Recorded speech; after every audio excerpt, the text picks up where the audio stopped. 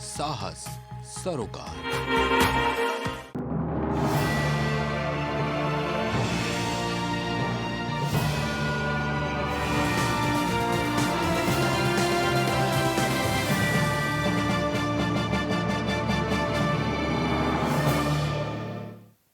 नमस्कार, स्वागत है आपका प्राइम उत्तर प्रदेश में। मैं हूं आपके साथ ईशा भार्गव। तो रुक करते हैं उत्तर प्रदेश की बड़ी खबरों की ओर। तो उत्तर प्रदेश में सरकार का चाबुक लगातार पूर्व विधायक मुख्तार अंसारी और उसके IS 191 गैंग के सदस्यों और सहयोगियों पर चल रहा है। मुख्तार अंसारी के सहयोगियों में शुमार और फिलहाल जेल में बंद जाकिर हुसैन उर्फ विक्की की सदर कोतवाली गाजीपुर क्षेत्र के मुस्ताफाबाद में 211.3 वर्ग मीटर भूमि और उस पर बना भवन, जिस पर मदरसे का भी बोर्ड लगा हुआ था, उसे डीएम गाजीपुर के आदेश के क्रम में धारा 14(1) के तहत कुर्क कर लिया गया है। सदर तहसीलदार, मजिस्ट्रेट और क्षेत्राधिकारी सदर के नेतृत्व में भारी पुलिस बल के साथ मौके पर पहुंचे जब्तीकरण की कार्रवाई की। साथ ही बता दें कि सरकारी मालियत के हिसाब से 42 लाख आकी गई है, लेकिन शहरी प्रॉपर्टी होने के नाते इसकी कीमत 1.5 करोड़ बताई जा रही है। शहर के मुस्तफाबाद में ढोल पीट कर हुई इस कुर्की की कार्रवाई और अपराध करके अर्जित की गई जल अचल संपत्ति को जब्त कर लिया गया है। आज थाना कोतवाली क्षेत्र में एक 14(1) के अंतर्गत भूखंड तथा उस पर निर्मित भवन की जब्तीकरण हुआ है। ये संपत्ति विक्की उर्फ जाकिर की थी, जो गैंगस्टर में जिसके विरुद्ध पंजीकृत किया गया था।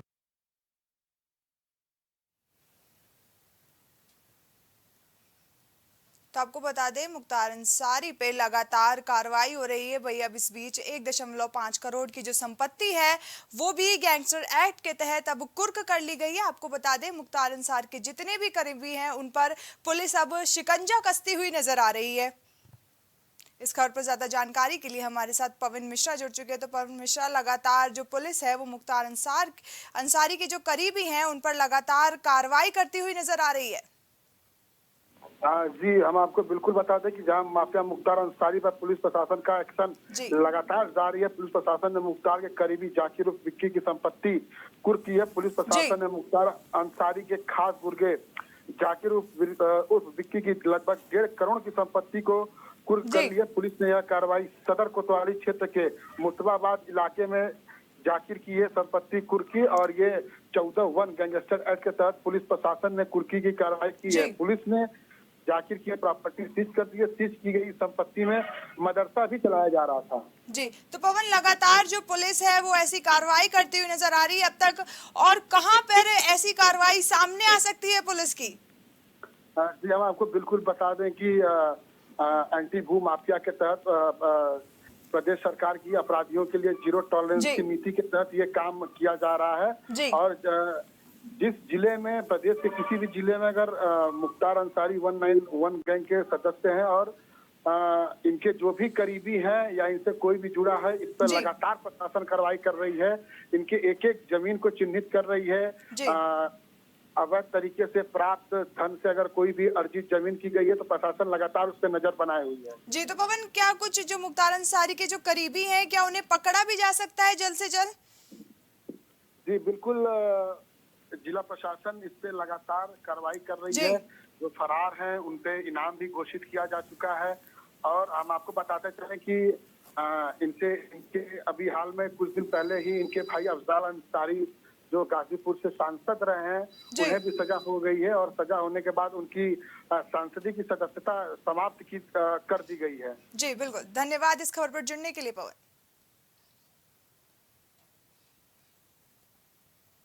खबर पीलीभीत से है, जहां विद्युत व्यवस्था लड़खड़ाते हुए नजर आ रही है, जिसको लेकर गन्ना विकास और चीन मिल राज्य मंत्री संजय सिंह गंगवार ने बिजली अफसरों को तलब किया। बता दें कि मुख्यमंत्री योगी आदित्यनाथ के निर्देशों के बाद भी जिले में बिजली आपूर्ति व्यवस्था बेपटरी होने से नाराज गन्ना राज्य मंत्री संजय सिंह गंगवार ने जिले के बिजली अधिकारियों को तलब कर लिया है।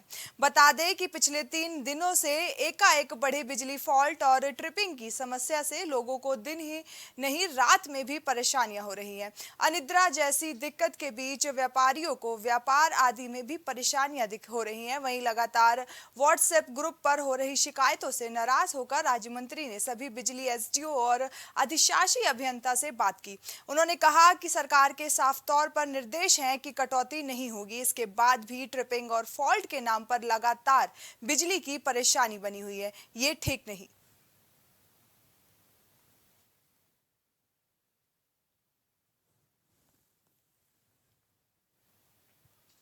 खबर शाहजहांपुर से है, जहां नवागत एसपी अशोक कुमार मीणा ने जनपद की कमान संभाली, जिसके चलते एक प्रेस कॉन्फ्रेंस के जरिए उन्होंने पत्रकारों को संबोधित करते हुए कहा कि वह सरकार की मंशा के अनुरूप अपराधियों पर लगाम लगाएंगे। यही नहीं, मादक पदार्थों के खिलाफ लगातार काम किया जाएगा।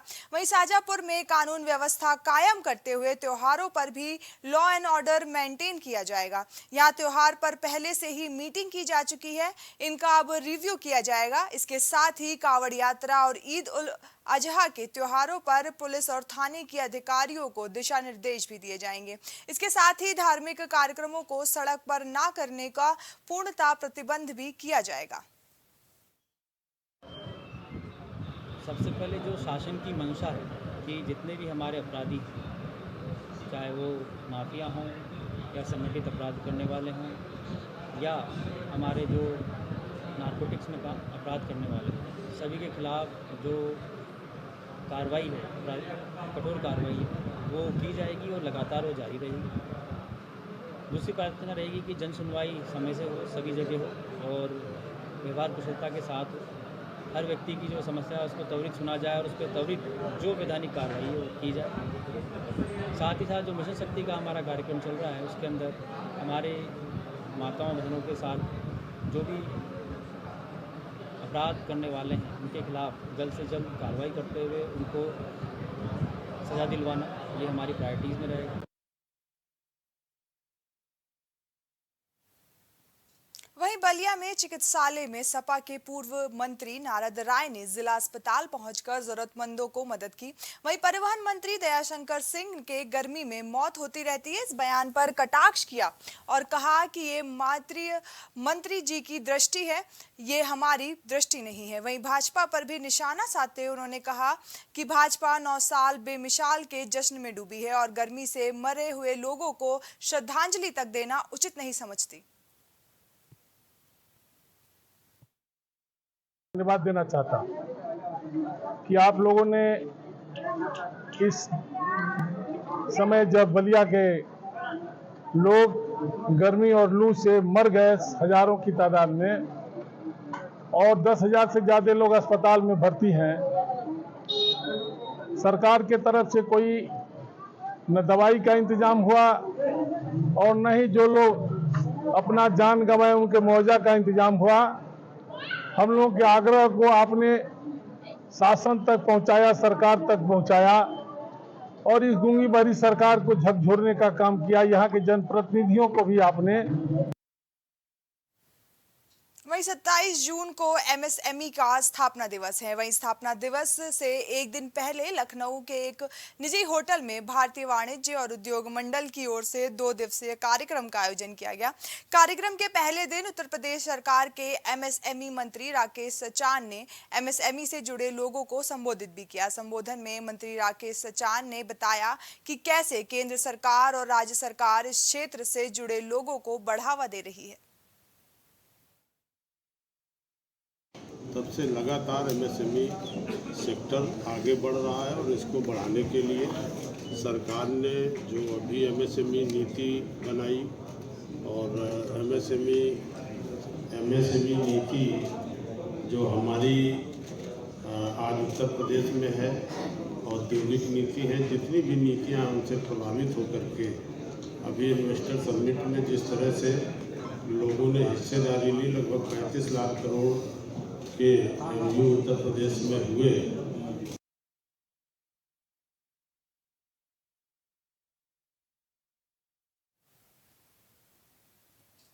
अगली खबर सहारनपुर से है, जहां डीएम दिनेश चंद्र और पुलिस कप्तान ने टीम के साथ जिला कारागार का औचक निरीक्षण कर व्यवस्थाओं की पड़ताल की।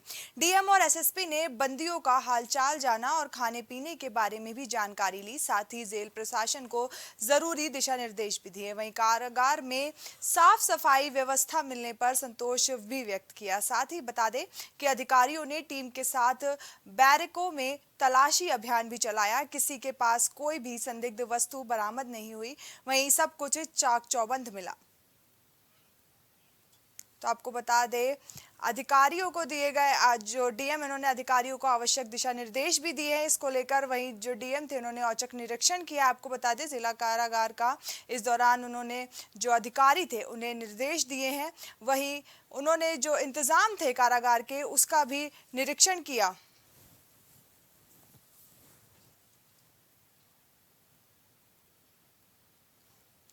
तो आपको बता दें, जब डीएम ने निरीक्षण किया इस दौरान उन्हें सभी इंतजाम जो है वो चाक चौबंद मिले हैं। वही जिसको देखकर वे संतुष्ट भी नजर आए हैं।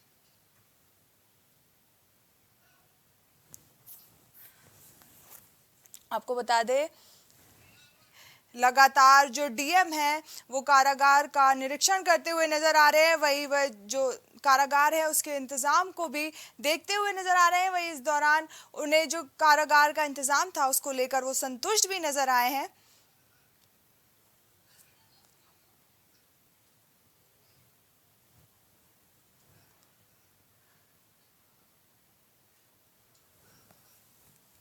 तो आपको बता दें, इस दौरान उन्होंने कैदियों से भी जो है कैदियों की भी जांच की है। इस दौरान उन्हें कोई भी जो संदिग्ध सामान है वो भी उनसे नहीं मिला, जिसके चलते जो डीएम थे वो संतुष्ट नजर आए हैं इंतजामों को लेकर। इस खबर पर ज्यादा जानकारी के लिए हमारे साथ नज्म मंसूरी जुड़ चुके हैं। तो नज्म, डीएम ने जो ये निरीक्षण किया है, क्या कुछ आवश्यक निर्देश दिए इन्होंने इस दौरान? आदेश अनुसार डीएम साहब ने कहा कि एक तो खाने की गुणवत्ता अच्छी होनी चाहिए जेल के अंदर, और एक बंदी को जो भी मेडिकल सुविधा होती है वो अच्छी होनी चाहिए, वो मिलनी चाहिए। और भी बहुत आदेश उन्होंने दिए। सबसे बड़ी बात है कि उन्होंने बैरिक में जाके बंदियों से बात की है और बंदियों ने अपनी समस्या भी रखी है, लेकिन कोई इस तरह की बात नहीं सामने आई जिससे जेल के अंदर तो अफरा तफरी मचे। दूसरी बात मैं आपको बता दूं कि डीएम साहब ने खाने, सबसे बड़ी बात है कि जो बंदी को खाना मिलता है वो डीएम साहब ने खुद चेक किया और खुद खाकर देखा, उसकी गुणवत्ता बहुत अच्छी मिली है। जी बिल्कुल। तो नज्म, क्या कुछ जो डीएम थे क्या मतलब लगातार ऐसे निरीक्षण करते हुए नजर आ रहे हैं? जी मैं आपको बता दूं, डीएम साहब ऐसे निरीक्षण करते हुए नजर आए, लेकिन सबसे बड़ी बात है कि एसएसपी सहारनपुर विपिन टांडा भी उनके साथ थे। विपिन टांडा एसएसपी सहारनपुर में सुरक्षा व्यवस्था का भी जायजा लिया कि जेल के अंदर क्या सुरक्षा व्यवस्था चाक चौबंद है या नहीं है। जी बिल्कुल, इस खबर को देखा है। जी बिल्कुल, इस खबर पर जुड़ने के लिए धन्यवाद नज्म।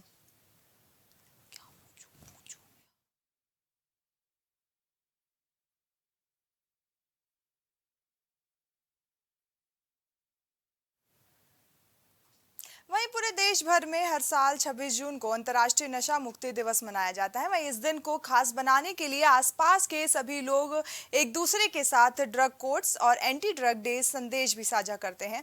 इस मौके पर आबकारी विभाग ने विश्व दवा दिवस पर अपने विभाग के साथ अन्य संगठनों को नशीली दवाओं के दुरुपयोग के खिलाफ संदेश देने की भी शपथ दिलाई। वहीं इस मौके पर आबकारी अधिकारी ने प्राइम टीवी के संवाददाता से खास बातचीत कर युवाओं से भी अपील की है। नशा मुक्ति विरोधी दिवस के रूप में आज का दिन मनाया जा रहा है, क्योंकि 26 जून को नशा मुक्ति विरोधी दिवस के रूप में मनाया जाता है। इस चीज़ को लेकर अभियान लगभग 15 दिन पहले से ही शुरू हो जाता है, जिससे लोगों को जागरूक किया जाता है नशा मुक्ति को लेकर। ज़्यादा जानकारी के लिए हमारे साथ बातचीत करने के लिए आबकारी विभाग के ज्वाइंट सर मौजूद हैं। सर से हम बात करेंगे। सर, जिस तरीके से नशा मुक्ति दिवस आज मनाया जा रहा है, शपथ भी लोगों को दिलाई गई, लेकिन ये जो अभियान सर चलाया जाता है इसमें जैसे यूथ ज़्यादा शिकार होते हैं, तो किस तरीके से ये अभियान चलाया और लोगों से किस तरीके से लोगों को कनेक्ट कर रहे हैं और जागरूक कर रहे हैं? जी, इसके लिए हम लोग 15 दिन से पीछे अभियान चलाया जा रहा, और इसमें हम लोग स्कूलों में जाते हैं, कॉलेजों में हमारे लोग गए, इंस्पेक्टर्स गए, हमारे अधिकारी गए, वहाँ पे जो यूथ है उनको इसकी बुराइयों के बारे में बताया कि कितना हानिकारक है स्वास्थ्य के लिए, आपके भविष्य के लिए, और पूरी तरह से उनको अवेयर करते हैं। ये काम पिछले 15 दिनों से हम लोग कर रहे हैं, और ये अभी आज आपने जैसे देखा सामने, हमने अपने सारे कर्मचारियों को एक साथ शपथ ग्रहण कराया है इसके नशा मुक्ति के लिए, तो हम अवेयर कर रहे हैं लगातार।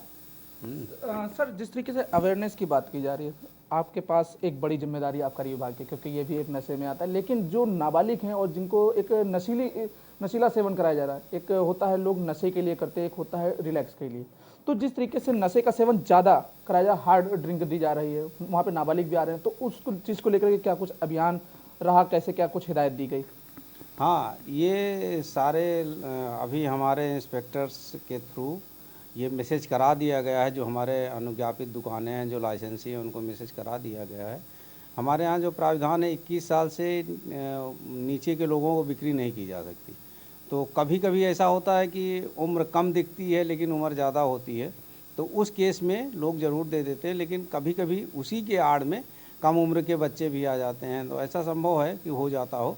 तो ये हिदायत दे दी गई है प्रॉपर कि कोई भी 21 साल से जो कम हो उसको शराब बिक्री न की जाए, और जो ना उनको किसी पब या बार में घुसने दिया जाए। ये बाकायदा सबको निर्देश निर्गत किए जा चुके हैं, और इसके लिए हमारे आबकारी विभाग के अधिकारी, इंस्पेक्टर्स लगातार बार वगैरह का इंस्पेक्शन भी करते रहते हैं। कभी ऐसी स्थिति आती है तो उस पर कार्रवाई भी की जाती है। ठीक है सर, आखिरी सवाल यह है कि जिस तरीके से नशा का आजकल सेवन तेज़ी से बढ़ रहा है, तो जो आजकल यूथ है, यूथ को क्या कुछ मैसेज देना चाहेंगे हमारे चैनल के माध्यम से? जी बिल्कुल, ये नशा स्वास्थ्य के लिए बहुत हानिकारक है। स्वास्थ्य के साथ साथ आपको परिवार को भी नष्ट करता है, धन हानि के साथ आपका स्वास्थ्य बर्बाद होता है, आपकी प्रतिष्ठा, हमारे जो सामाजिक परिवेश है उसके अंतर्गत नशा को अच्छी दृष्टि से नहीं देखा जाता है, तो इसमें आपकी प्रतिष्ठा भी दांव पे लगती है। इसलिए मैं ये युवाओं को बिल्कुल अपना मैसेज देना चाहता हूँ कि नशे से दूर रहें, एकदम से दूर रहें, अपना स्वास्थ्य और अपने परिवार को बचाएं और अपना भविष्य का निर्माण करें। धन्यवाद सर बात करने के लिए। तो जिस तरीके से आज नशा मुक्ति विरोधी दिवस डे है, तो उस दौरान लोगों को जागरूक भी किया जा रहा है। इसके साथ ही प्राइम टीवी भी आपसे कहता है कि नशे से दूर रहें और अपने परिवार के साथ सुरक्षित रहें। वीडियो जर्नलिस्ट अरविंद के साथ मोहम्मद कलीम, प्राइम टीवी, लखनऊ। आमतौर पर खाकी को अपराध और अपराध से जुड़े मामलों में एक्टिव देखा जाता है, लेकिन बुलंदशहर में तैनात एक महिला आईपीएस अफसर न सिर्फ अपराध बल्कि शिक्षा को लेकर खासी संजीदा दिखाई दी। महिला आईपीएस की सजगता और लगन की वजह से इल्म से महरूम एक गरीब बच्ची को शिक्षा की पाठशाला मिल गई। बता दें कि आईपीएस अफसर अनुकृति शर्मा गरीब बच्ची का एडमिशन कराने के लिए स्कूल पहुंच गई और एडमिशन करा दिया। दरअसल महिला आईपीएस अनुकृति शर्मा ने पिछले दिनों बुलंदशहर कोतवाली देहात क्षेत्र के गाँव दरियापुर में महिला सशक्तिकरण मिशन के तहत महिला और बच्चियों की चौपाल लगाई थी। चौपाल में सूफिया नाम की एक बच्ची ने स्कूल में एडमिशन कराने की प्रार्थना आईपीएस अनुकृति शर्मा से की। स्कूल में सूफिया का एडमिशन नहीं होने की वजह से आधार कार्ड का ना होना बताया गया था। वहीं आईपीएस अनुकृति सूफिया को दरियापुर के उच्च प्राथमिक विद्यालय में लेकर पहुंच गई और सूफिया का एडमिशन कक्षा 6 में करा दिया। आईपीएस के इस प्रयास की चारों तरफ सराहना हो रही है। वहीं सूफिया का कहना है कि उसने स्कूल में एडमिशन कराने के लिए एएसपी मैडम से रिक्वेस्ट की। आज एएसपी मैडम ने उसका एडमिशन स्कूल में करा दिया है। स्कूल की प्रधानाचार्य बीना के मुताबिक एएसपी मैडम ने सफिया का एडमिशन आज स्कूल में करवा दिया। सूफिया को किताब और यूनिफॉर्म भी दे दी गई है।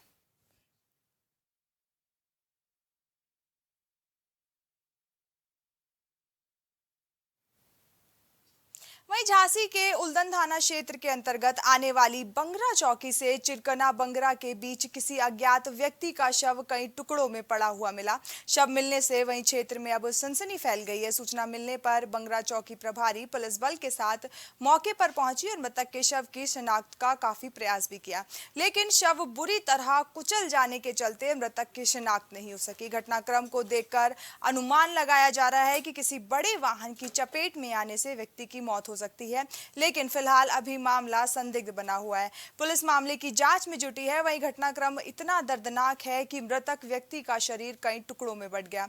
मृतक व्यक्ति के शरीर के टुकड़े सड़क पर कई जगह पर बिखरे हुए थे। पुलिस ने मामले में बारीकी से जांच शुरू कर दी है। चल रहे थे तो देखा कि रोड पे ये लाश पड़ी हुई है, वो चित्र यहाँ पे पड़ी हुई है। कोई नहीं था, 100 नंबर की यहाँ पे गाड़ी खड़ी हुई थी और फिर उन्होंने फ़ोन लगा के बुलाया, फिर देखा कि वहाँ पे आई तो फिर चल रही है, जाँच चल रही है। यानी एक व्यक्ति के शरीर के टुकड़े डले हुए हो गए। टुकड़े कैसे हुए कुछ अंदाजा है? अब उसके शरीर पे कपड़े भी नहीं है, किसी ने जोरदार वाहन से कुचल दिया होगा उसको। ये लगता है कुचला गया है कहीं। हाँ, कुचला है।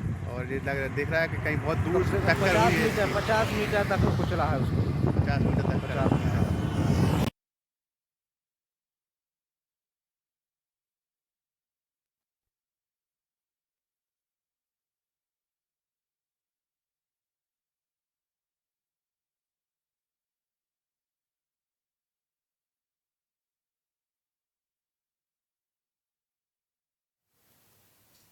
प्रदेश की सरकार पत्रकारों की सुरक्षा के तमाम दावे करता है, लेकिन उसके बावजूद प्रदेश में पत्रकारों की सुरक्षा भगवान भरोसे है, जिसका नमूना उन्नाव में देखने को मिला, जहां खबर चलाना कुछ सफेद पोशों को इतना नागवार गुजरा कि उन्होंने पत्रकार पर ही ताबड़तोड़ फायरिंग कर दी। देखिए हमारी ये रिपोर्ट।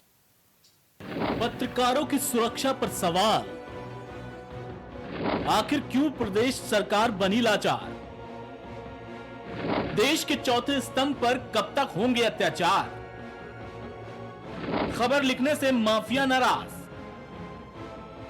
पत्रकार पर बरसा दी ताबड़तोड़ गोलियां। सुना आपने, ये हैं स्थानीय पत्रकार जो लोगों को सीधी और सटीक जानकारी पहुंचाते हैं, जो निष्पक्ष होकर अपनी पत्रकारिता करते हैं। और शायद एक निष्पक्ष पत्रकार आज के समय में इतना ही बेबस हो गया है कि लोगों को जानकारी देना, सच से रूबरू कराना उसके लिए जान का खतरा बन गया है, और वो अपनी सुरक्षा के लिए दर दर की ठोकरें खा रहा है। उसके बावजूद भी उन्नाव के मन्नू अवस्थी पर गोली चल जाती है और वो खून से लथपथ हो जाता है, जिनका अस्पताल में इलाज लगातार जारी है। अब इस फायरिंग की पूरी कहानी क्या है, वो खुद सुनिए पत्रकार की जुबानी। भूमाफिया अंशु गुप्ता, सदर विधायक पंकज गुप्ता और दीपक सिंह करवन, पिस्टल सप्लायर, ये लोग दबाव बना रहे हैं मेरे ऊपर। मैंने एक भूमाफिया खबर चलाई थी, इसलिए मेरे को दबाव बना रहे हैं। हमको और मेरे परिवार को जान से खतरा है। खबरें जो हम टीवी पर देखते हैं, जिनका सरोकार सीधा जनता से होता है, उसी खबर को लिखना एक पत्रकार को भारी पड़ गया और सफेद पोश लोगों को इतना नागवार गुजरा कि उन्होंने मन्नू अवस्थी पर गोली तक चलवा दी। शायद इसी बात का खौफ था पत्रकार को, जो वो सीधा अखिलेश यादव की प्रेस कॉन्फ्रेंस में पहुंच गया। इस दौरान उनको आश्वासन तक दिया गया कि उनका पूरा ख्याल रखा जाएगा। उसके बावजूद ना तो प्रदेश की सरकार और ना उन्नाव पुलिस ने मन्नू के मामले का संज्ञान लिया और ना तो किसी तरह की सुरक्षा देना मुनासिब समझा। एक पत्रकार जो मन्नू अवस्थी नाम है, उनके ऊपर यहाँ पे गोली मारने की सूचना प्राप्त हुई है, जो कि मौके पे 32 बोर के खोखा कारतूस और एक जिंदा कारतूस मिला है। मन्नू की यहाँ पे स्कूटी भी है जो कि लॉक है। अभी तक कोई तहरीर हमें प्राप्त नहीं हुआ है। तहरीर के बारे में हमने उनको खबर किया कि जल्दी से जल्दी तहरीर दे दें, जिससे कि मैं FIR दर्ज करके आगे कार्रवाई करें। मन्नू अवस्थी को उपचार के लिए हैलट रेफर किया गया है, वहाँ पर उनका उपचार चल रहा है। जैसे ही तहरीर प्राप्त होगी इसमें आगे कार्रवाई की जाएगी और जो भी व्यक्ति इसमें शामिल पाया जाएगा उसको गिरफ्तार करके कड़ी से कड़ी कार्रवाई की जाएगी। दरअसल उन्नाव में अपराधियों ने एक पत्रकार को गोली मार दी। गोली लगने से पत्रकार गंभीर रूप से घायल हो गया। पत्रकार को मृत समझकर अपराधी मौके से फरार हो गए, जिसके बाद घायल पत्रकार को मौके पर मौजूद लोगों ने जिला अस्पताल में भर्ती कराया। यहां हालत गंभीर देखते हुए डॉक्टरों ने उसे कानपुर हैलट रेफर कर दिया। वहां पत्रकार की हालत गंभीर बनी हुई है। गोलीकांड की इस घटना के बाद आसपास इलाके में दहशत फैल गई। इस मामले की जानकारी पुलिस को दी गई। सूचना मिलने के बाद मौके पर पहुंची पुलिस ने घटना की जानकारी ली। क्षेत्र के शराब मिल के पास से लॉक्ड अवस्था में मनु की स्कूटी बरामद की गई। बताया जा रहा है कि माफिया खबर लिखने से नाराज थे। लोकतंत्र का चौथा स्तंभ पत्रकारिता अब खतरे में है। गलती बस इतनी थी कि उसने भूमाफियाओं के खिलाफ एक खबर चला दी और भूमाफियाओं ने बदमाशों के द्वारा उस पर गोलियां चलवाई। नाम है मन्नू अवस्थी, जो कि उन्नाव का रहने वाला है और पत्रकारिता करता है। निडर होकर अपनी लेखनी पर, अपनी कलम पर दम रखता है। उसने सोचा कि उसकी कलम से जो निकले हुए शब्द हैं क्या पता शासन तक पहुँचे, लेकिन पहुँचने से पहले ही उस पर हमला हो गया। देर शाम उन्नाव ज़िले में उस पर गोलियां बरसाई गई, गोलियां वो भी पीछे से। उसके बाद मन्नू अवस्थी वहाँ पर धराशायी हो जाता है। पुलिस की मदद और स्थानीय लोगों की मदद से उसे ज़िला अस्पताल पहुँचाया जाता है। फिलहाल हालत स्थिर बनी हुई है, क्योंकि अब उसे कानपुर के हैलेट अस्पताल में शिफ्ट कर दिया गया। लेकिन सबसे बड़ी बात यह है कि एक तरफ शासन प्रशासन लगातार सुरक्षा के दावे करता है, बदमाशों को खत्म करने के दावे करता है, तो वहीं ऐसी घटना कहीं ना कहीं प्रशासन से लेकर शासन को एक बड़ी चुनौती भी देती है। कैमरामैन नीरज के साथ सागर थापा, प्राइम टीवी, लखनऊ। तो लगातार जो पत्रकार है उनकी आवाज दबाने की खबरें सामने आती रहती है, लेकिन पुलिस इस पर कोई सख्त कार्रवाई नहीं करती। हमारी इस खबर में बस इतना ही। देश और दुनिया की तमाम खबरों के लिए जुड़े रहिए प्राइम टीवी के साथ। नमस्कार।